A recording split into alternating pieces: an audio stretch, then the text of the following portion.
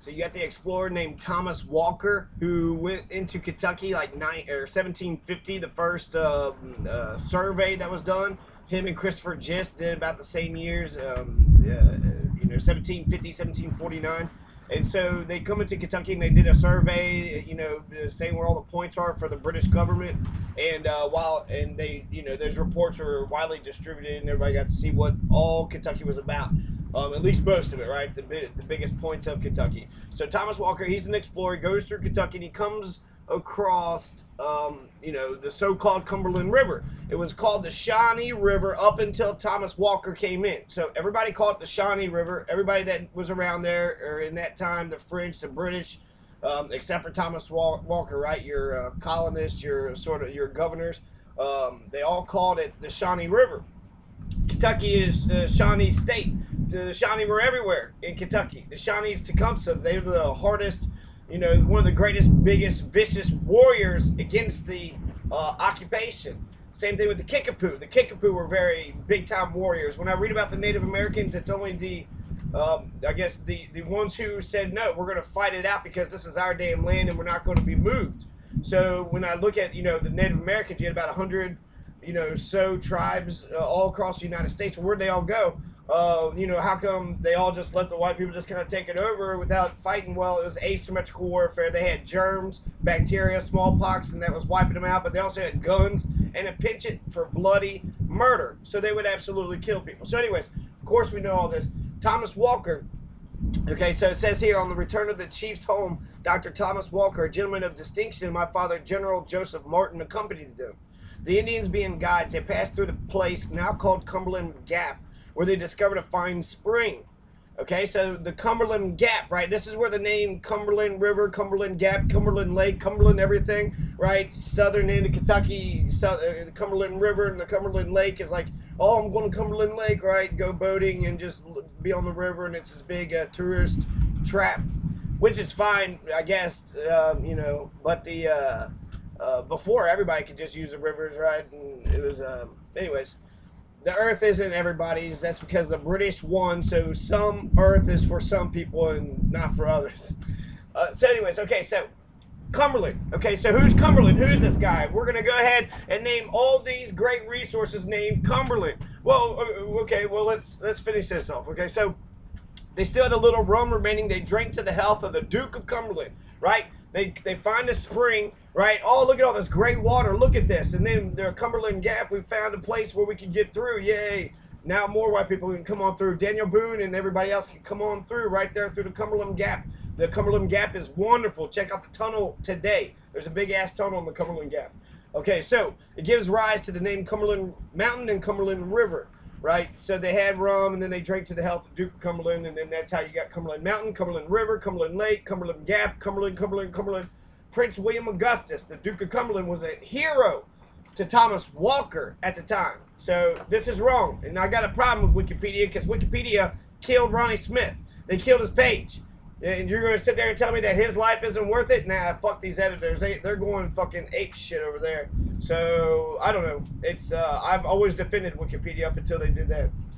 So now I wonder about Wikipedia, right? People can get in here, change whatever they want to change. They're not paying attention to half the shit that's going on, right? So, okay, Prince William Augustus. So who's this? Who is Prince William Augustus? Well, here's the man.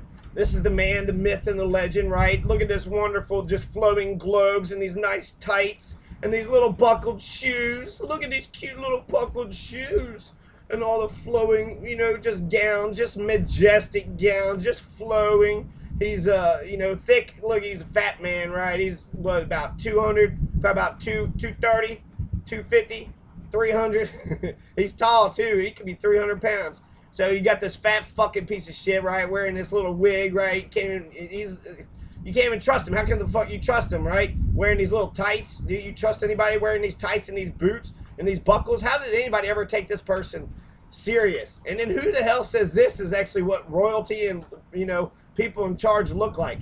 People in charge have just, gowns that just flow, all over the place, but they wear tights so everybody can see up into his, crotch. I don't know. I get this the French, right? So I can't hate the Scottish for wearing kilts, If you can sport it and you secure it your manhood, good for you, right? So this is, you want to know why the French are known for being very liberal with their sexual mores? This is why. I mean, look at their leaders. The leaders are dressing like sexy, beauty contestants at a damn beauty show. That's what it he does not look like an emperor, a person that's ready for war. This motherfucker, he says we need to kill people. Why we listen to this asshole? He's got all these robes and shit. What? I ain't gonna let this French fucking piece of shit, this goddamn monarch, the fucking kings and queens. No king and queen rules me. I'm reigned over by nobody. No king, no queen, no prince, no princess. Motherfuckers come out of nowhere. And then you know why? It's all hereditary. So the princes and kings and queens, it was all about whether or not, these people had, the babies or whatever. So the whole institution is stupid. It makes no sense. They've been bred their entire lives to rule over people, and they take that serious. In fact, there's even a house of Prussia. Prussia has not died today because there's a Prussian leader that's still alive today. Okay. So anyways, that's William, right? That's Prince William. Right here, this is Prince William, the Duke of Cumberland. A little bit about his background. He's the third and youngest son of George II of Great Britain and Caroline of Ansbach, and Duke of Cumberland from 1726. Generally best remembered for his role in putting down the Jacobite rising at the Battle of Culloden, 1746, which success made him immensely popular throughout Britain. For example, he received an honorary doctorate from the University of Glasgow. At present, however, he's regularly referred to by the nickname given to him by his English Tory opponents, Butcher Cumberland. Despite Culloden, he had a largely unsuccessful military career. So he's a shitty fucking military leader. He's an asshole. Do as I say. Well, you don't know what the fuck you're doing, you're no Napoleon. You don't know how to do any battle tactics. You ain't William Tecumseh Sherman. You ain't Tecumseh. So Butcher, this, privileged fucking Ivy League, ivory tower, Prius driving, latte cappuccino sipping, not cappuccino. I already said that, but what's the other thing? The fish eggs, caviar, right? Caviar, yacht, and taking tax dollars and spending on your fucking lavish lifestyles. So Butcher Cumberland, this bastard, basically it's English versus the Scots, okay? So the English want to smash this, there's 4 parts to Great Britain, right? Scotland, Ireland, Northern Ireland, and England today. That's what it is today. And so, it took a long time to get it to where it's at right now. It's basically one country, but 4 independent regions, or Ireland is its own country, but it's part of the United Kingdom. I don't know. I support a 4-state solution when it comes to so-called Great Britain. What's so great about Great Britain anyways? It used to be an empire, yeah, so the Great British Empire, right? But it's now just a tiny little island. So, right, it'd be like calling Guadalupe, the Great Guadalupe Island. I don't know, islands can be awesome. The Great Haitian Island, right, where the first Black Republic was established.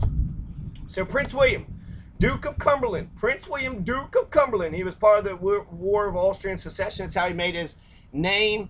Let's see, Jacobite. Then there's, the battle, Culloden. Butcher Cumberland, that's when he gets his name. He was nicknamed Sweet William by his Whig supporters. So here you go. Here's where the Whigs are. You want to know anything about Henry fucking Clay? Henry Clay basically fucking destroyed the American dream, right? From Boone, Daniel Boone, his austere self-reliance and living off the land, type of sort of exploratory adventure.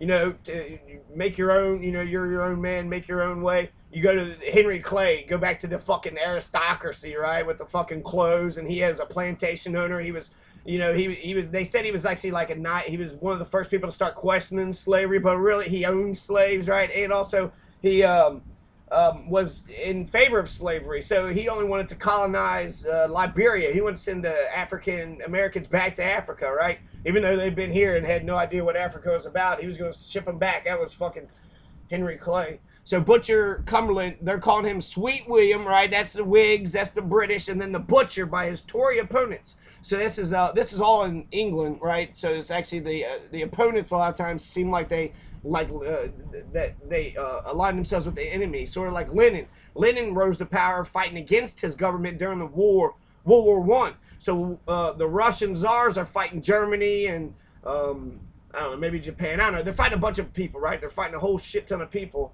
in World War One, and then that's when whoever I was talking about did the thing that. Okay, so Butcher Cumberland, he's taunted first. Okay, whatever. I don't need to know all that. Right? We want to go to. Yeah, actually, I did want to go to the Butcher Cumberland final years legacy.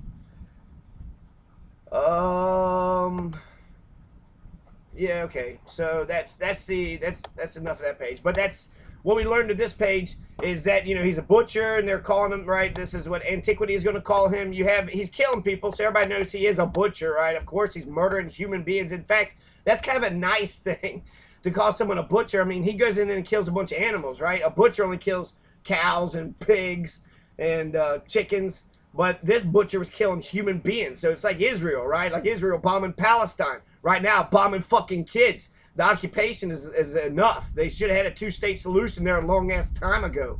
I cannot believe the most oppressed fucking people in the entire world because of America. Because America defends Israel and every fucking thing it does blindly. Including the Democrats, including fucking Rand Paul, including Bernie Sanders, Elizabeth Warren, all side with fucking Israel. Automatically backed them up. AIPAC spends so much money and shit on them.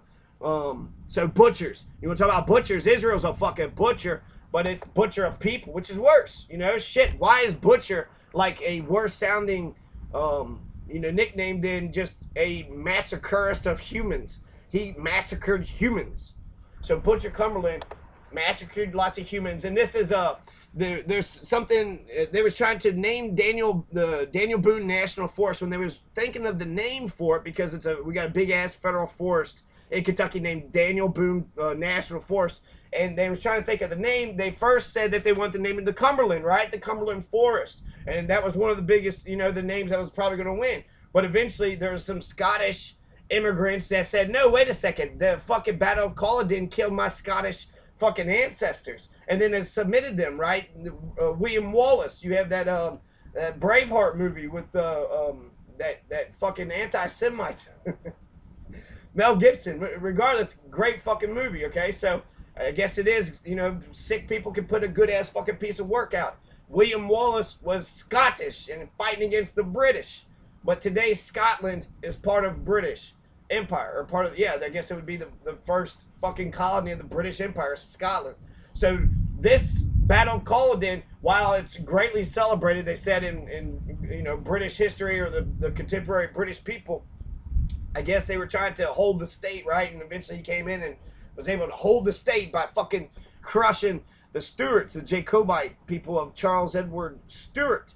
And they said, so here's the people that fought, okay? So 1745 Jacobite rising, Jacobite forces fought loyalist troops commanded by William Augustus, Duke of Cumberland, near Inverness in the Scottish Highlands. The Hanoverian victory at Culloden decisively halted the Jacobite intent to overthrow the House of Hanover to restore the House of Stuart to the British throne. Okay, so that's sort of the political shit that's behind it. Okay, but that's, this is Scottish people versus the English people. That's an easy way to kind of look at this. And in fact, the Jacobites are sort of a conservative reactionary to this, the Protestant sort of takeover. So I don't know. European history, it's fucking stupid. It's all kings and queens and fucking monarchs. And then lots of incest, right? The kings and queens of fucking Europe, they was all about fucking each other's cousins and everybody else. So Charles Stuart Jacobite army consisted largely of Scottish Highlanders as well as a number of lowland Scots and a small detachment of Englishmen from the Manchester Regiment. So there was some Englishmen, but largely of Scottish Highlanders, so people who lived in the highland part of Scotland, and some lowlands. So you got the Highlands, and they probably think lowlands are like beneath them. But anyways, they both fought together. So when you got lowland and Highland Scottish people fighting together, it's a Scottish thing, okay? So what happens is, they fight, right? It only lasted an hour. The Battle of Culloden Moor was both quick and bloody, taking place within an hour following an unsuccessful Highland charge against the government lines. The Jacobites were routed and driven from the field. Between 1,500 and 2,000 Jacobites were killed or wounded in the brief battle, while government losses were lighter with 50 dead and 259 wounded. Although recent geophysical studies on the government burial pits suggest the future to be near 300. Okay, so how many people, how many Scottish people? About 1,500 to 2,000. It was a fucking bloody massacre, brutal fucking just wipe out everybody. Okay, so it's fucking bullshit. I'm gonna wrap this up so it's in 16 minutes. But you have the Jacobites were in here, and I'm gonna do another one actually too on the there's another name that switches up. I can't think of it now, but I'm gonna do it right after this. So the Cumberland, okay. So who the fuck is this Cumberland guy? We're gonna name this shit after the fucking Prince of fucking Cumberland, right? Great fucking dude, William Augustus. Fuck William Augustus. Fuck the Cumberland River and the Cumberland Gap. It's a Shawnee Gap. It's a Shawnee River. It's a Shawnee mountain. It's a Shawnee everything. Shawnee, Kentucky, forever.